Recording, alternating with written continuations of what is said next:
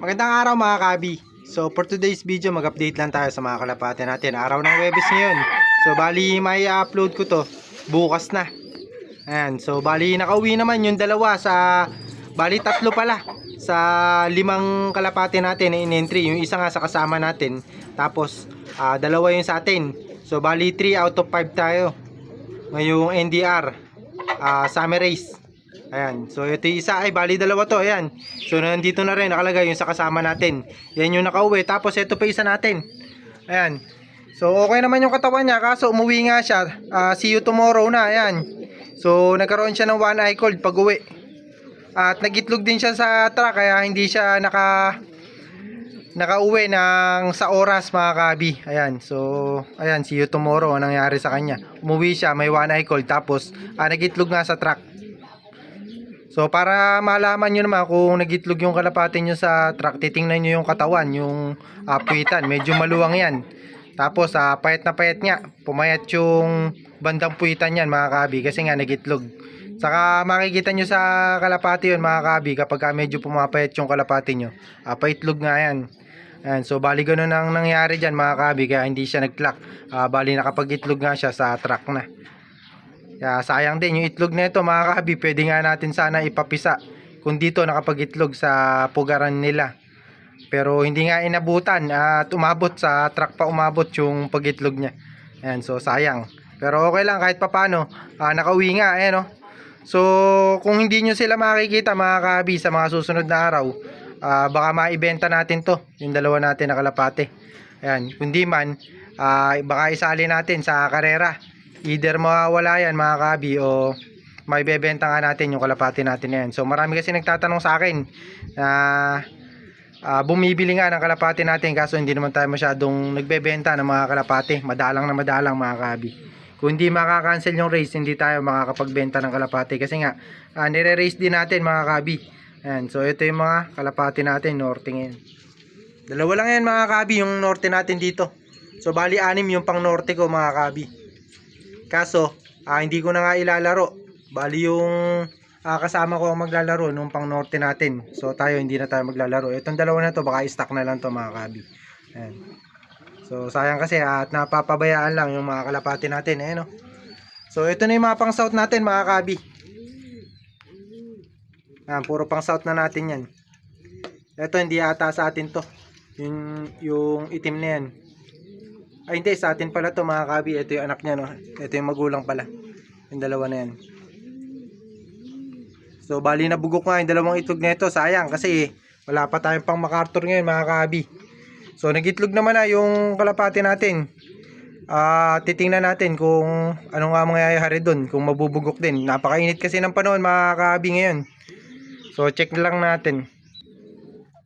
So mga kabi, ito pala yung breeder natin na blue bar doon sa kabila. So bali pinasaksakan ko na to ng B-complex. Itong blue bar natin matanda.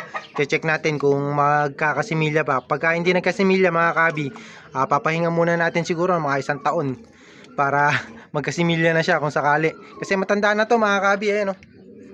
Matanda na yan. So mukha lang bata kasi magandang kalapati yan. Quality. Yan, so bali apon niya na to mga kabi. Yan yung pinares natin. So sana magkasimilya na yung susunod na itlog nito. Kasi bali ginawa na natin lahat nung pwedeng gawin natin dito. Bali binunutan ko na rin pinatanggalan na natin ng balahibo sa puwit to. Yung dalawa na yan. Para nga kung sakali na magkakastaan sila, walang sumasabit. Kasi medyo matanda na to mga kabi. Itong blue bar natin. So kumbaga ginawa na natin lahat nung magagawa natin mga kabi. Para dito at magkasimilya nga ayan, no? So ito naman yung breeder ng kasama natin. Nasa yung sa atin ito. So may itlog na nga to mga kabi. Ewan ko lang kung mapipisa. Ayan, so dalawa yan. So bali yung ito yung may magulang nung white feather natin dun sa loob ng loop. Yung batik natin. Tapos ibang norte natin hindi ko na i-update mga kabi. So yung kasama na natin mag-update at magbibideo doon kasi siya naman yung nag-aalaga nun. Ayan. So ito yung magulang nga. So sayang nawala nga isa natin. At choco pa naman mga kabi. Sayang yun. Mapokus eh.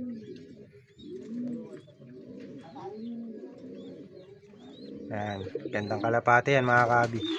Modelo. So isang pares ng breeder natin, di ko pa nasasalang ito. So yung batik na to mga kabi, saka ito.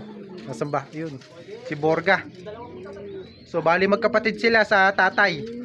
Kaso ito, pinuro na natin to mga kabi. Yan, so may nagitlog pa mga kabi oh. Ayan oh. So kapag ka healthy yung mga stock bird nyo, talaga nagiitlog mga kabi. Kapag ka mataba, ayan. So kapag ka mataba mga kabi, kahit walang kapares, nagiitlog talaga yung mga stock bird nyo.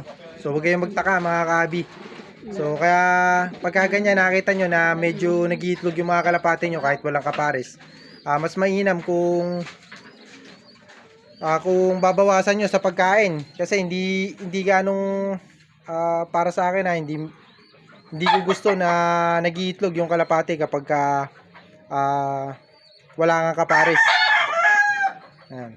So mas gusto ko kapag ka pinares natin saka lang sila mag-iitlog. Kaya yung mga breeder natin dito mga kabi, gusto ko medyo mas payat yung mga stock bird natin. Yung kumbaga huhugutin na lang natin, i-breed na natin.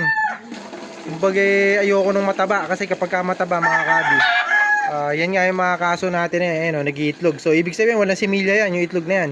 So sayang na agad yan mga kabi, yung itlog na yan. Kaya kapag ka medyo mataba yung breeder nyo, kung minsan yung itlog nila mga kabi walang similya. So kasi nag-iitlog sila kahit na hindi sila nakakasta. So yan yung reason mga kabi kapag ka mataba yung mga kalapate nyo. Kaya kailangan saktuhan lang yung katawan ng kalapate nyo. So wag nyong patatabain ng masyado. Kumbaga mas maganda yung medyo tipis ng konti. Huwag yung masyadong mataba o yung makakapa nyo na malambot yung katawan. So ito medyo matanda na rin to. Ano ba rin? Ito ata yung natin, si Katbaloga na ata natin to. Yan yung pinangkatbaloga natin nun. Breeder na natin. Yan, so ito balahin na to. Hindi ko kilala to mga kabi. Ito Santa Anak Lakar to mga kabi. Kasi ito naman marami nang inanak sa atin to na talagang magagaling. Ayan, choco natin, Classic Racing Homer. So hindi ko pa siya magagamit kasi nakita nyo naman siguro yung balahibo. Ayan. So yung balahibo niya at saka yung mga pakpak niya hindi pa nga tapos na maglugon o magpalit. So medyo matatagalan pa to. Dapat ito yung gagamitin ko sa MacArthur natin o pag nagsuksok tayo ng MacArthur, kaso hindi na nga natin magagamit. Tapos ito, hanapan nga natin na kapares to, yung puti natin na to. So bali purong puti yung ipapares ko dito mga kabi para mapagpalabas tayo ng purong puti. So bali tamang habi lang yung gagawin natin kasi puti nga, hindi natin pangkakarera yun mga kabi. So medyo mahaba na yung video natin. Hanggang dito na lang mga kabi. Happy flying sa inyo. Salamat sa lahat ng mga sumusuporta. God bless.